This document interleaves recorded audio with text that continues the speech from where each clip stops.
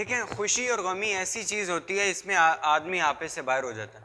زیادہ خوشی آئے تب بھی آدمی پاگل سا ہو جاتا ہے, زیادہ غم آئے تب بھی آدمی آپے سے باہر ہو جاتا ہے. تو ایسی سچویشن میں اگر کوئی سنبھال لے تو اس سے بڑا احسان کرنے والا نہیں ہوتا. ایسے حالات میں اگر کوئی سنبھال لے تو اس سے بڑا محسن کوئی نہیں ہوتا.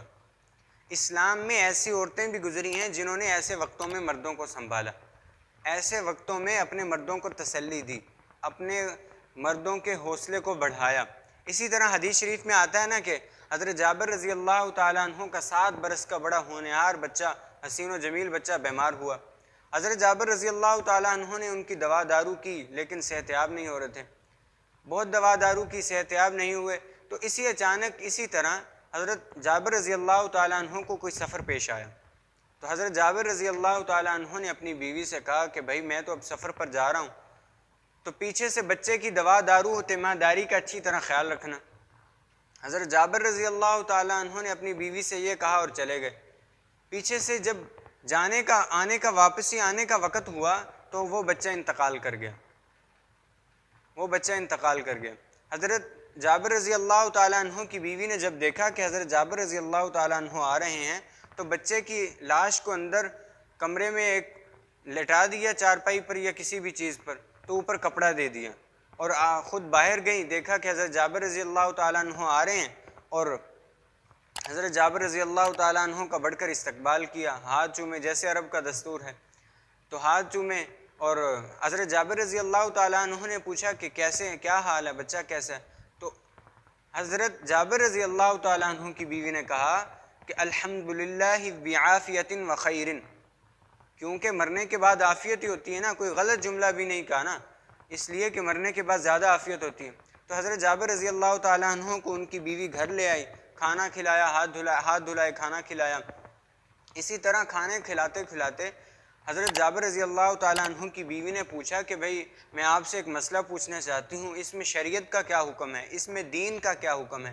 تو حضرت جابر رضی اللہ تعالیٰ عنہ نے کہا کہ بھئی پوچھیں کیا مسئلہ ہے.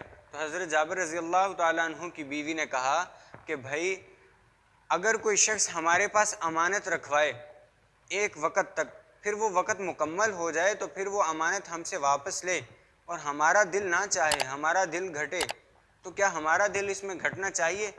تو اس میں شریعت کا کیا حکم ہے؟ تو حضرت جابر رضی اللہ تعالیٰ عنہ نے فرمایا کہ بھئی ہمارے دل کو کیا ہے, ہمارا دل کیوں گھٹے؟ جب امانت اس کی ہے, رکھوائی اس نے ہے ہمارے پاس, تو امانت تو اسی کی ہے نا, امانت دے دینی چاہیے, اس میں ہمارا کیا حق ہے دل کے گھٹنے کا؟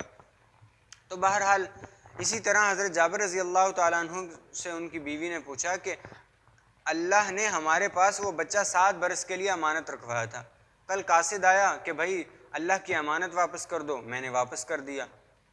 تو حضرت جابر رضی اللہ تعالیٰ عنہ کو بجائے غم کے تسلی ہوئی اور بیوی کے ہاتھ چومے اور کہا تو نے مجھے غم میں تسلی دی ہے, تو نے مجھے غم میں تسلی دی ہے. کیوں؟ اگر وہ فوراً کہہ دیتی کہ بھائی گیٹ پہ آتی کہ ہمارا بچہ مر گیا, پھر کہاں کا کھانا ہوتا, وہ تو اس کے بچے کے سوگ میں لگ جاتے نا. تو اسلام میں ایسی عورتیں بھی گزری ہیں جنہوں نے ایسے وقتوں میں مردوں کو سنبھالا. ہمارے ہاں آج دیکھ لیں, اگر رونا نہیں بھی آ رہا نا تو عورتیں آئیں گی, دیکھیں گی کہ کوئی مجھے ملنے آ رہا ہے تو رونا شروع کر دیں گی. ایک آئی رونا شروع کر دیا, دوسری آئی رونا شروع کر دیا, تیسری آئی رونا شروع کر دیا. ہمارے ہاں دیکھ لیں, ہمارے ہاں یہ ہے کہ عورتیں رواج کے مطابق چلنا چاہیں تو نہ بھی رونا آ رہا ہو تو بنا بنا کے رونا شروع کر دیں گی. ایک ہی رونا شروع کر دیا, دوسری ہی رونا شروع کر دیا.